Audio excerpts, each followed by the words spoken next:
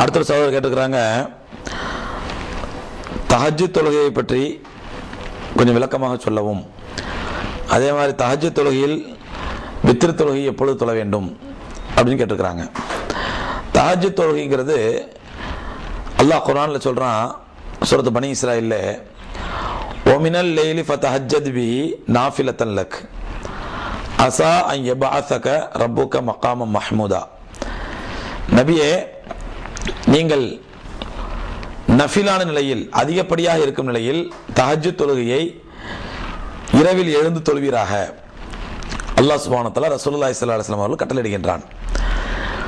இந்த தஹஜ்ஜுத் தொழுகை பெருமானார் ஸல்லல்லாஹு அலைஹி வஸல்லம் அவர்களுக்கு சில அறிஞர்களுடைய கருத்துப்படி ஃபர்லாக இருந்துச்சு. ஆனால் உம்மத்துக்கு அல்லாஹ் ரப்பல் ஆலமீன் அதை நஃபில், ஒரு எக்ஸ்ட்ரா, ஒரு அதிகப்படியான ஒரு தொழுகையை அல்லாஹ் ஆக்கியிருக்கிறான். அப்போ அந்த ரீதியில் நம்ம பார்க்கும் பொழுது தஹஜ்ஜுத் தொழுகை என்பது அல்லாஹ்வுக்கு மிக மிக விருப்பமான தொழுகை, மிக மிக பிடித்தமான தொழுகை. எந்த அளவுக்கு ஒரு ஹதீஸ்ல இருக்குது, மக்கள் எல்லாம் தூங்கிக் கொண்டிருக்கும் பொழுது வான்த கியாமுன் ஒன்னாசு நியாமுன், மக்கள் எல்லாம் தூங்கிக் கொண்டிருக்கும் பொழுது நீர் நின்று வணங்குவது அல்லாஹ்வுக்கு மிக விருப்பமானது. இன்னொரு ஹதீஸ்ல வருது, சொர்க்கத்தில் சேர்க்கக்கூடிய அமல்களில் ஒன்று நள்ளிரவில் மனிதர்கள் எல்லாம் நன்றாக உறங்கிக் கொண்டிருக்கும் பொழுது நீ மட்டும் எழுந்து நின்று வணங்குவது அல்லாஹ்வுக்கு மிக மிக விருப்பமானது. இப்படி தஹஜ்ஜுத் தொழுகையுடைய சிறப்பு நிறைய ஹதீஸ்கள்ல வலியுறுத்தப்பட்டிருக்குது. பெருமானார் ஸல்லல்லாஹு அலைஹி வஸல்லம் அவர்களும் தஹஜ்ஜுத் தொழுகையினுடைய முக்கியத்துவத்தை உணர்த்தும் விதத்திலே அன்னை ஆயிஷா ரலியல்லாஹு தஆலா அன்ஹா சொல்றாங்க, பெருமானார் ஸல்லல்லாஹு அலைஹி வஸல்லம் அவர்கள், புகாரி ஹதீஸ்ல வருது, ரமலானிலும் ரமலான் அல்லாத காலங்களிலும் 11 ரக்காத்துகள் தொழுவதை வளமையாக்கிக் கொள்வார்கள். ரமலானிலும் ரமலான் அல்லாத காலங்களிலும் 11 ரக்காத்துகள் தொழுவதை வளமையாக்கிக் கொள்வார்கள், தொழாமல் இருக்கவே மாட்டாங்க. அப்ப ரமலானா இருந்தாலும் சரி, ரமலான் அல்லாத காலமா இருந்தாலும் சரி, அந்த 11 ரக்காத் தொழுவாங்க. அப்ப சரி, ரமலானிலும் ரமலான் அல்லாத காலம், ரமலானை ஏன் ஸ்பெஷலா சொல்லணும் அப்படின்னு சொன்னா, ரமலானுக்குன்னு சொல்லி இஷாவுக்கு பிறகு ஒரு ஸ்பெஷல் தொழுகை ரசூலுல்லாஹ் தொழுதாங்க. ஸ்பெஷல் தொழுகை ரசூலுல்லாஹி ஸல்லல்லாஹு அலைஹி வஸல்லம் ரமலான்ல மட்டும் தொழுதாங்க இஷாவுக்கு பிறகு. அப்ப இஷாவுக்கு பிறகு அந்த ஸ்பெஷல் தொழுகை தொழுதனால, சரி ரமலான்ல தான் இஷாவுக்கு பிறகு ஸ்பெஷலா தொழுதுறாங்களே, அது தராவிங்கிற பேர்ல, அப்புறம் மறுபடியும் தஹஜ்ஜுத் தொழுவாங்களா ரசூலுல்லாஹ் அப்படிங்கிற சந்தேகம் வரக்கூடாதுங்கிறதுக்காண்டி ரமலானிலே ஸ்பெஷல் தொழுகை இஷாவுக்கு பிறகு தொழுதாலும் சரி, அல்லது ரமலான் அல்லாத காலங்களாக இருந்தாலும் சரி, 11 ரக்காத்துகள் தொழுவதை பெருமானார் ஸல்லல்லாஹு அலைஹி வஸல்லம் வளமையாக்கி கொண்டார்கள். 11 ரக்காத் தொழுதே தீர்வார்கள். அது என்ன 11 ரக்காத்து? 8 ரக்காத்து தஹஜ்ஜுத், 3 ரக்காத்து வித்ர், 11 ரக்காத். இதைத்தான் ஆயிஷா ரலியல்லாஹு தஆலா சொல்லக்கூடிய ஹதீஸ் புகாரி ஷரீஃபிலே ஆதாரப்பூர்வமாக பதிவு செய்யப்பட்ட ஹதீஸ். அப்ப ரமலானிலும் சரி, ரமலான் அல்லாத காலங்களிலும் சரி, இரவு தொழுகை, அதாவது தஹஜ்ஜுத் தொழுகையை வழமையாக்கி கொள்ள வேண்டியது பெருமானார் ஸல்லல்லாஹு அலைஹி வஸல்லம் அவருடைய வலியுறுத்தப்பட்ட ஒரு சுன்னத்தாகும். சரி, தஹஜ்ஜுத் தொழுகை எப்ப தொழணும், இதுக்கு ஏற்ற நேரம் என்ன அப்படின்னீங்கன்னா, நள்ளிரவுக்கு பிறகு. தஹஜ்ஜுத் தொழுகை நள்ளிரவுக்கு பிறகு தொழுவது ஏற்றமானது. நள்ளிரவுக்கு பிறகுன்னு சொன்னா, சில அறிஞர்களுடைய கருத்துப்படி, அதாவது இரவை 6 பங்குகளாக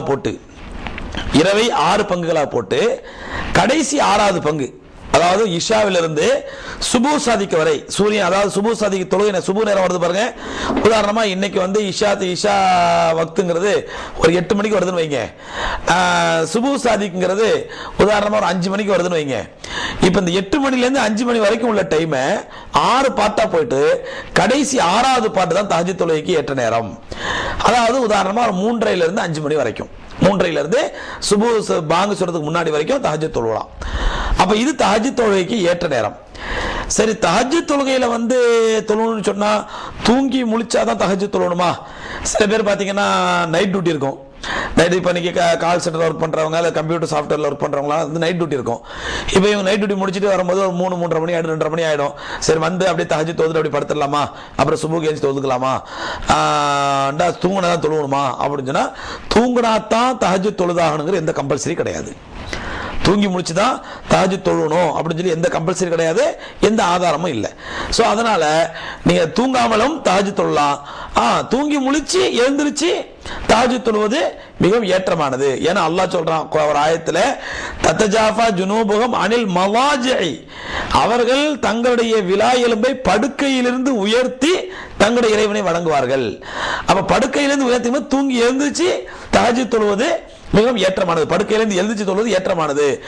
அப்படி தூங்க வாய்ப்பு இல்லை, தாராளமா தூங்காட்டாலும் பரவாயில்லை, தஹஜ்ஜுத் தொழுவலாம். சரி, இந்த தஹஜ்ஜுத் தொழுகை எத்தனை ரக்காத்து அப்படின்னா ஹதீஸ்களை பார்க்கும் பொழுது 8 ரக்காத்து ரசூலுல்லாஹி ஸல்லல்லாஹு அலைஹி இருக்குது. இந்த 8 ரக்காத்தையுமே பெருமானார் ஸல்லல்லாஹு அலைஹி வஸல்லம் ரக்காத்துகளுடைய எண்ணிக்கைக்கு முக்கியத்துவம் கொடுப்பதை விட நீண்ட ரக்காத்துகளாக தொழுவதை தான் மிக முக்கியத்துவம் கொடுத்தார்கள். உதாரணமா ஒருத்தர் 2 ரக்காத் தான் தொழுதாரு, அதே 1 மணி நேரம் தொழுதாரு. நீண்ட ரக்காத்துகள் ஓதி, நீண்ட சூராக்கள் ஓதி, ருக்கூல ரொம்ப நேரம் நிற்கிறார், 10 நிமிஷம் ருக்கூலே நின்று அல்லாஹ் துதி செய்யறாரு, 15 நிமிஷம் சஜிதாலே கடந்து துதி செய்யறாரு, இப்படி 1 மணி நேரம் தொழுறாரு, ஆனா 2 ரக்காத் தான் தொழுறாரு. இது அல்லாஹ்வுக்கு ஏற்றமானது. ரக்காத்துகளுடைய எண்ணிக்கையை விட ரக்காத்துகளுடைய குவாலிட்டி, அதாவது ரொம்ப நீண்ட ரக்காத்துகளாக, ரொம்ப நீண்ட சூறாக்களாக ஓதி தொழுவது மிகவும் ஏற்றமானது.